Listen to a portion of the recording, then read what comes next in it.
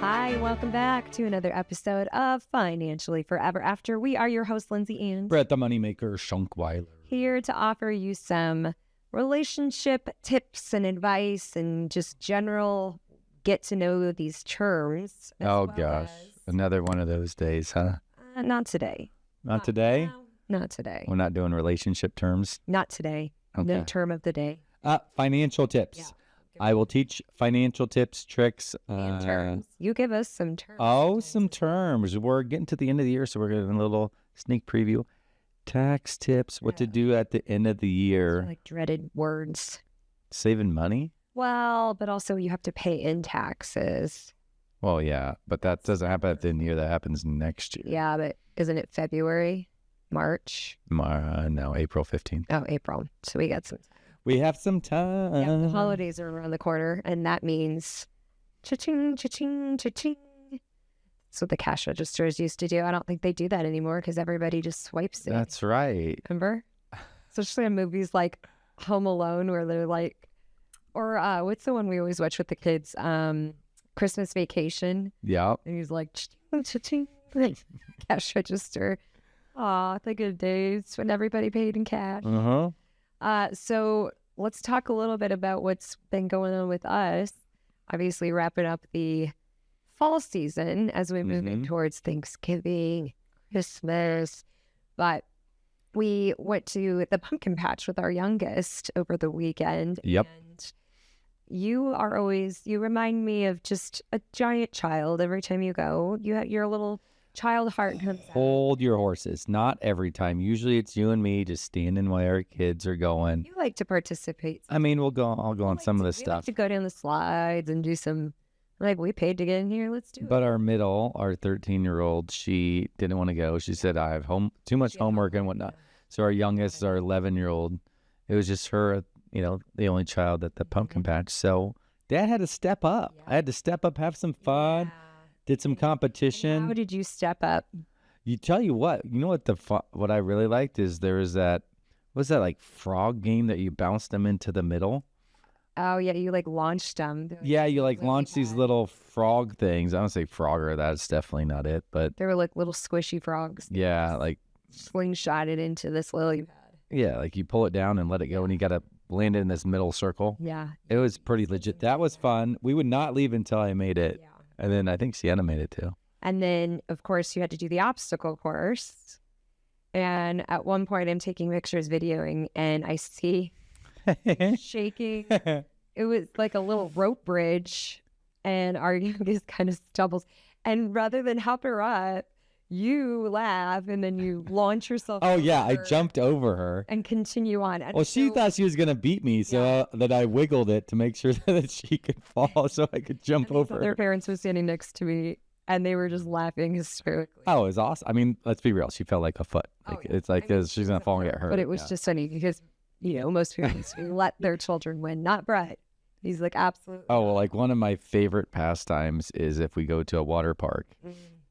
I want to get a water park that has those great guns at the top. I want to go to one.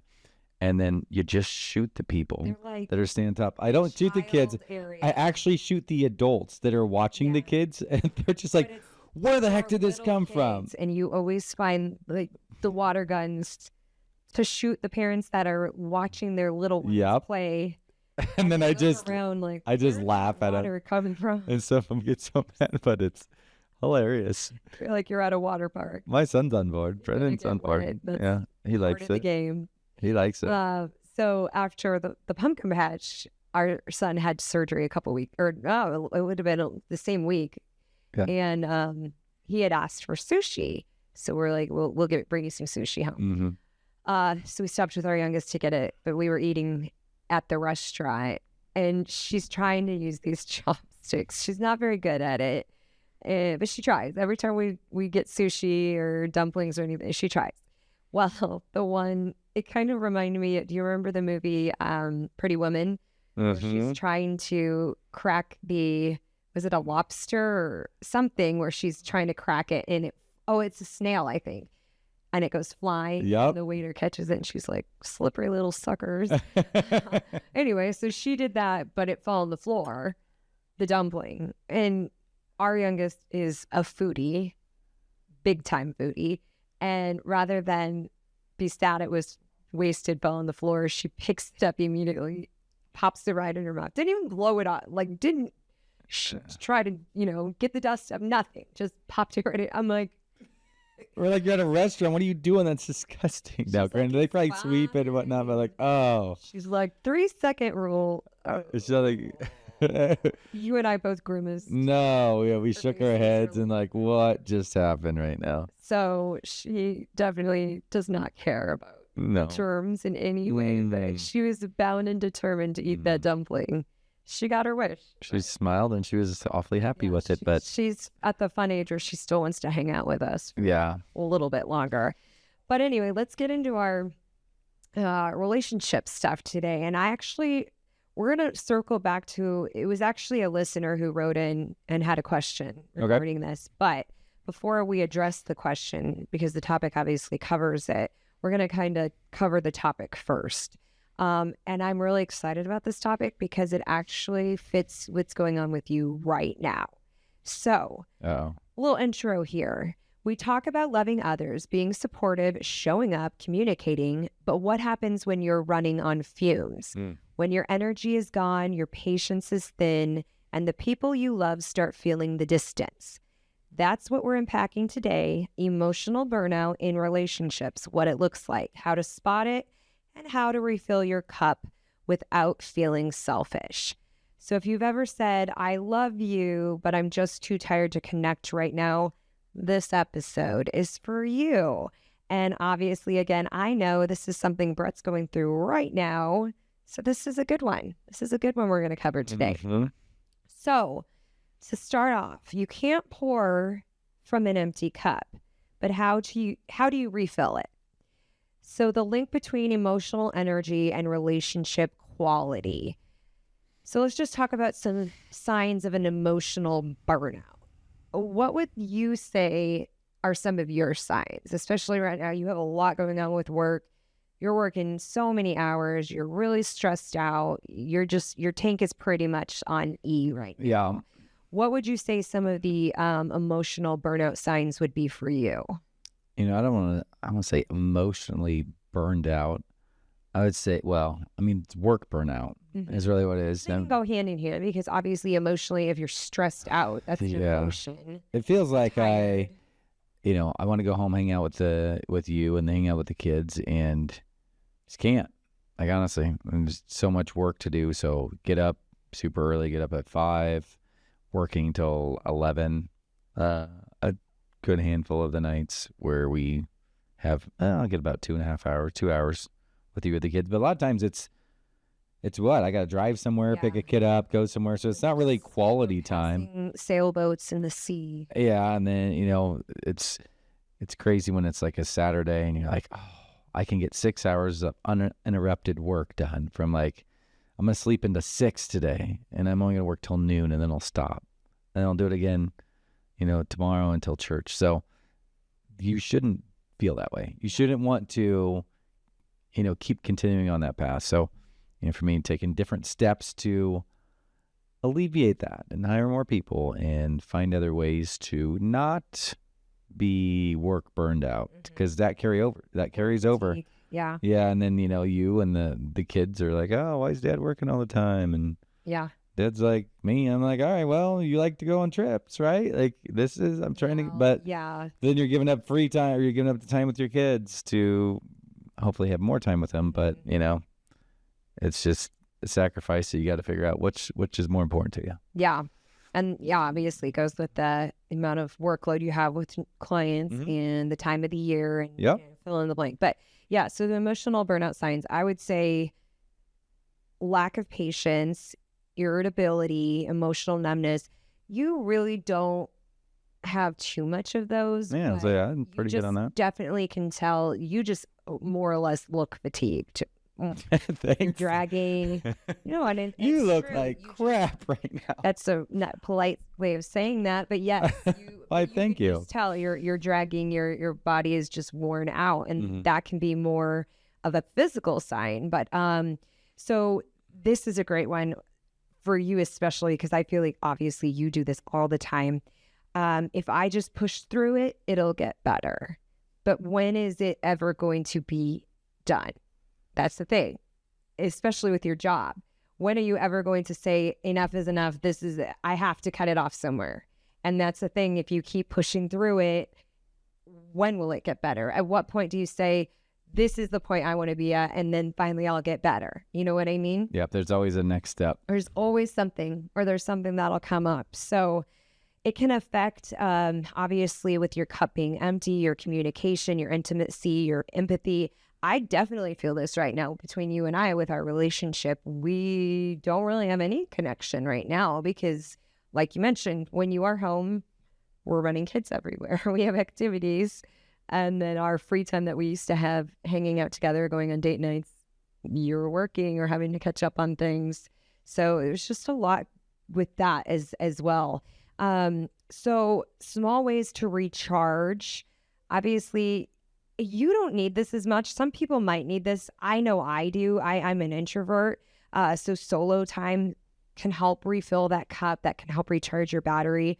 You not necessarily, you actually are more being around people, I think, recharges your battery a little Yep, bit. you're not wrong. Your friends, being around you should be family. very recharged with all the solo time I'm giving you. Yeah, but like you mentioned, it's like I don't really have that at night either. It's with the kids or going play. You know, there's not a lot of solo time there either. Setting boundaries, setting a time to say, okay, on weekend I'm going to give 1 to 2 hours, like you mentioned, maybe only 2 hours. I'll work from 7 to 8. Kids are still sleeping. And that's it. I'm not picking up my phone. I'm not turning on my computer. Anything work related, it's a boundary. I'm not doing it. You know, just setting those hard boundaries. Mindfulness, sleep, and creative outlets. So do you have any creative outlets for you that you feel like, if I do this, sometimes I feel recharged? Basketball. Yeah, I was going to say basketball. Yeah, I do old man basketball like basketball on Monday nights. And I think going, like you went to the football game this weekend, those kind of things. Yep, every once in a while, like doing something like that. Getting out and watching sports, or you had your friend over to watch the Bills game. You know, go Bills, go. Things. So yeah, I think you're more of an extrovert in that way, where you need people to refill. I'm opposite. I need my solo time. So either way, you know, if your cup is empty, finding those ways to refill it. So balancing self-love and partnership, how to prioritize self-care and show up for your partner. So sometimes I feel like if your battery is empty or your cup is empty, you might feel guilty that you need that space to refill and recharge that battery, especially if you're two different sides of the coin like we are. You need to be around people. I don't. So you have to kind of find that middle ground there where it's like, I need my space, but then I'll come and hang out for a bit as well. I think if listeners out there they have a great idea and they want to share it on ways that people could potentially, hey, what do you do to recharge your batteries? What do you do to refill your cup? Yeah. Hit us up. Go to, where do we go? I always get the. I always do this. The website. I know. It's challenging you on this one. Financiallyforeverafter.com. The number 4. There you go. Good job. You did get pretty good. Great. That means you have to do this. Oh gosh. Okay. Well, what do you got to do? You've missed the part. You go to Financially Forever After, and then what? Questionnaire.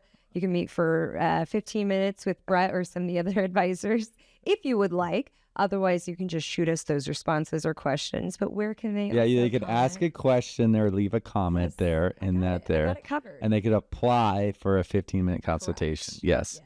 But you can also listen to us, but they can't ask questions on like Spotify and. They can leave comments on the episodes. Okay. Yeah. Spotify. This is why we don't YouTube. do it this way. Yeah, this is why you do this part. You stick with what you know, and I stick with what I know. But circling back, so the listener question, just to wrap it up here today for the empty tank. The listener wrote in and said, my partner says I'm distant lately, but I'm just exhausted from work. How do I explain that without sounding cold? So what would you say, Brett? Because obviously this fits where you're at right now. How would you respond to that question? I'd say set up a date and I'll go. Yeah, I just Tell me where I got to go, at what time.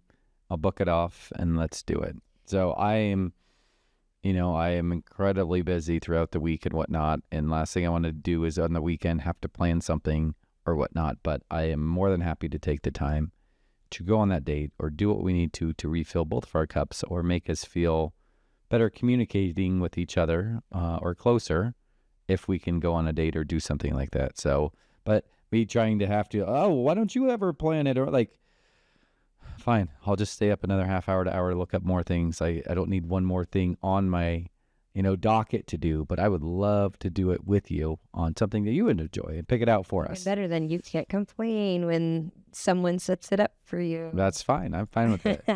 The other thing I would recommend is just having that end of week check-in where you both kind of share your emotional energy level, like on a scale of 1 to 10. Where you at? How you feeling? That sounds great in theory, but whoever does that, I mean, we never do that. I think some people would definitely do that, and I don't think it's a bad idea to do It's that. not a bad idea, but I'm just saying, Just emotionally, we've never done after maybe a date. How you feeling now as opposed to the beginning of the week or the middle of the week? Did it help you in any way?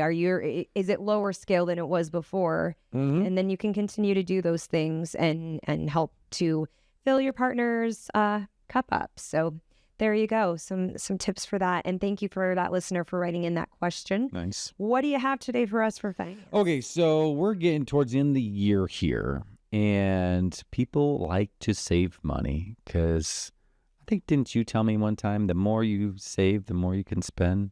Something like that. That's called girl math. Girl. It was on sale. Like BOGO. But you buy one, get one. You have to buy it to get it. Nice. That's girl math. Nice. All right, so we're going to talk about some year-end tax move, and this is going to be a theme. I'm going to go over a couple different strategies. I know I plan on doing again next week, maybe into the following week if I have any more. We'll see how far we get on things that you can do to save some tax money at the end of the year. But before I get into it, I'm going to ask you, do you have any ideas? Now, granted, I obviously do all the finances for us, being as I, own a retirement company. And you're a financial advisor. And a financial advisor, help people plan on that stuff. But any ideas that you think that you could do or that other people might do that you might know of? Don't be cheating. Don't be looking on my sheet. Just zoning out. What? That to help save people in regards to taxes that they can do throughout the course of the year to help lower their taxable burden. Any ideas? 1, 2, 3. Refinancing your house. Oh, no, that's not it. That doesn't help. No, that doesn't help at all. I don't know. Yeah. I'm really bad with this kind of stuff. You know what? That's all right. And there's a lot of people that are just like you that like, I don't know. Yeah. Like, I don't know what I can do to help save tax money. But what do you know? I know a guy, and this episode might be for you in regards to that. So couple things you can do is you could contribute more to your 401k. Now, you might have a 403b or SEP or Simple or TSP. It's your retirement account, whatever type of retirement account you have. The more money that you put in there, you're going to actually defer that till later, but that helps your current taxable burden. So as an example, let's just say the two of us, say we make $100,000 a year and we want to put $10,000 in my 401k. How much do you think that we would have to pay in taxes if that was the case? We make 100, we're putting 10,000 in our 401k. How much would we end up paying in taxes? $1,000. That's okay. So any money that you Don't laugh at me like that's a stupid response. I was trying to feed it to you. So Yeah. we make 100, we lower it by 10 grand, and you said 1,000. It's all good. It's all good. Why I don't do this stuff. No, that's fine. So anyway, it would lower it to 90. So you'd have to owe taxes on 90. However, you probably don't want to do that.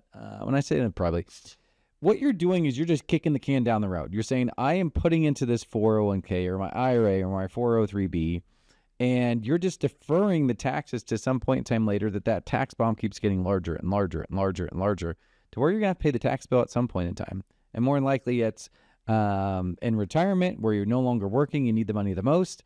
And then you say, all right, I got to pull it out. And you have no control. Well, there's a little bit of control on how much money you pull it out, but you have no control of what Uncle Sam says the tax rate is at that particular time. So you could defer more money, and that would help you out immediately, but that might not be the best long-term solution.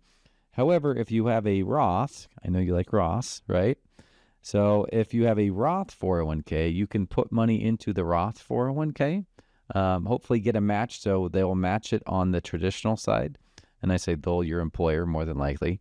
But that money grows tax-free, you get it out tax-free. It doesn't help you from a taxable burden this year, but it does help you long-term in regards to retirement. But if you did want to, for whatever reason, say, hey, I just have this one exceptional year, I'm making a bunch of income, and I want to lower my tax burden this year, you can put up to $23,000 in 2025 and extra catch-up, about $7,500. So that is one way to do it. The other thing is called a health savings account, also known as the HSA. Do you know much about these at all? I mean, I know we use it. I know we use it at medical offices. Yes, medical office. So if you have, something medical happen to you, and you have a high deductible. So high deductible is in 2025, if you're just self-only, it's $1,650. So you must have at least $1,650 as a high deductible.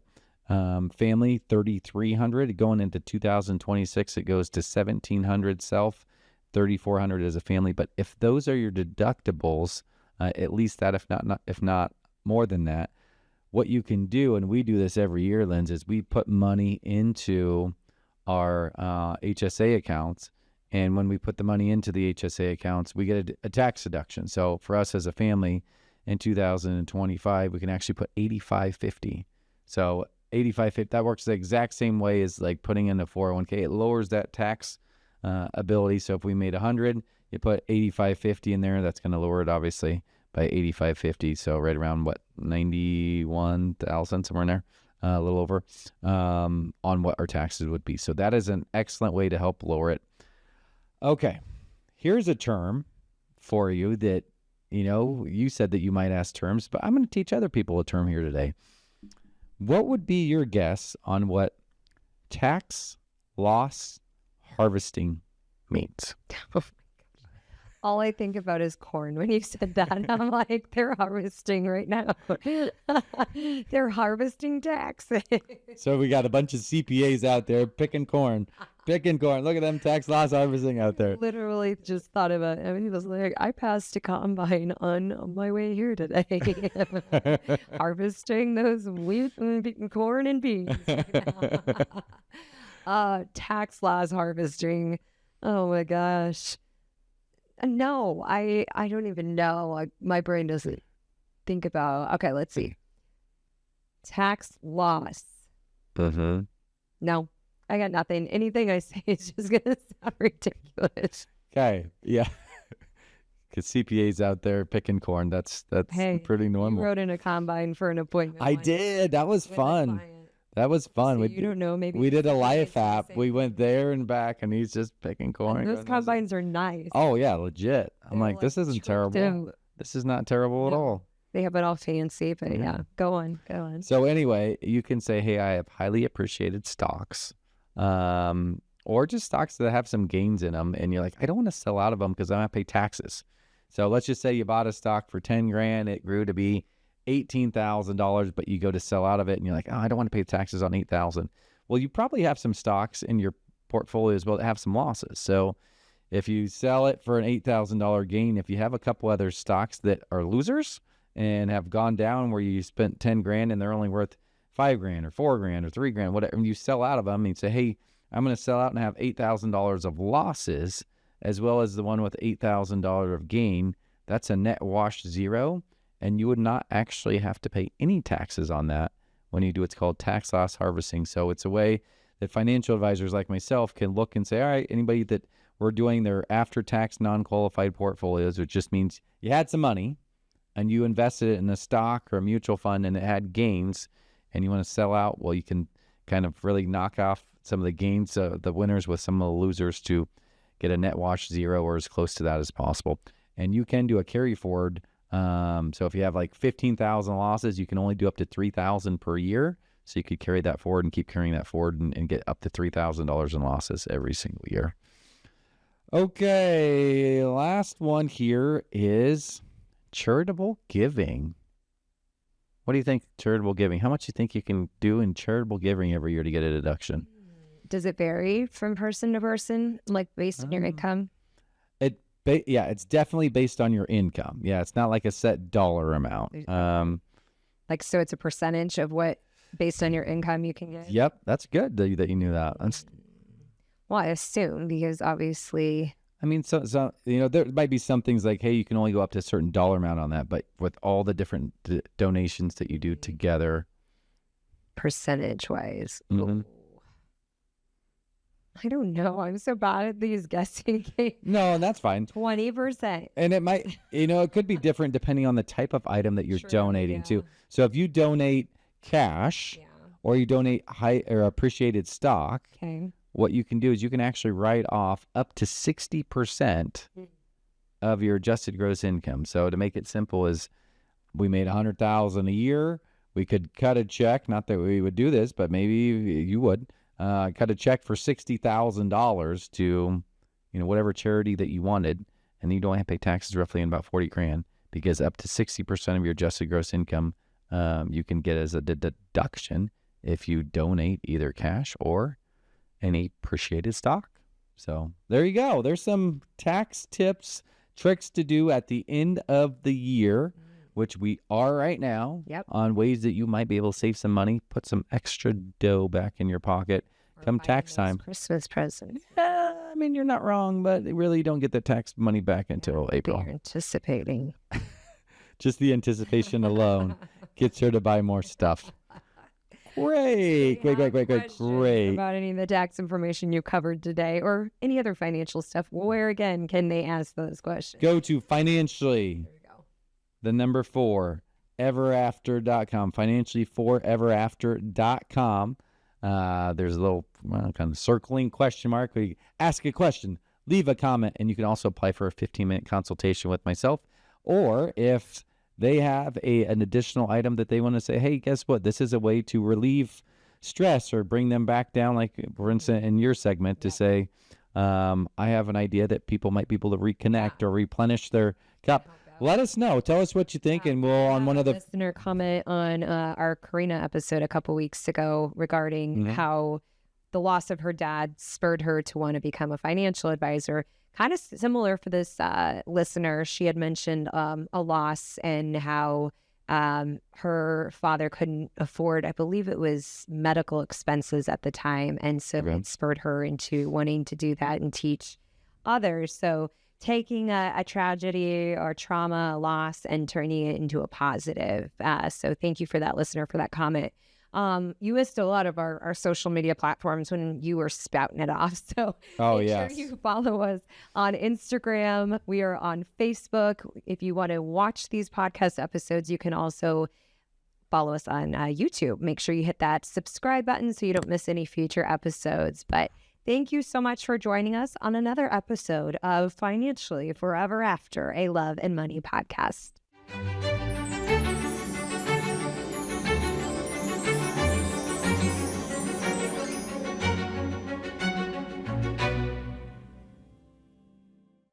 Securities offered through Great Point Capital, LLC, member SIPC. Insurance products are offered through the insurance business Acadia Life Insurance. Schunkweiler Financial is an investment advisory practice that offers products and services through AE Wealth Management, LLC, acronym AEWM, a registered investment advisor. AEWM does not offer insurance products. The insurance products offered by Acadia Life Insurance are not subject to investment advisor requirements. AEWM and Acadia Life Insurance are not affiliated companies. Investing involves risk, including the potential loss of principal. Any references to protection, safety, or lifetime income generally refer to fixed insurance products, never securities or investments. Insurance guarantees are backed by the financial strength and claims paying abilities of the issuing carrier. This podcast show is intended for informational purposes only. It is not intended to be used as the sole basis for financial decisions, nor should it be construed as advice designed to meet the particular needs of an individual situation. Schunkweiler Financial is not permitted to offer, and no statement made during this show shall constitute tax or legal advice. Our firm is not affiliated with or endorsed by the U.S. government or any governmental agency. The information and opinions contained herein, provided by third parties, have been obtained from sources believed to be reliable, but accuracy and completeness cannot be guaranteed by Schunkweiler Financial.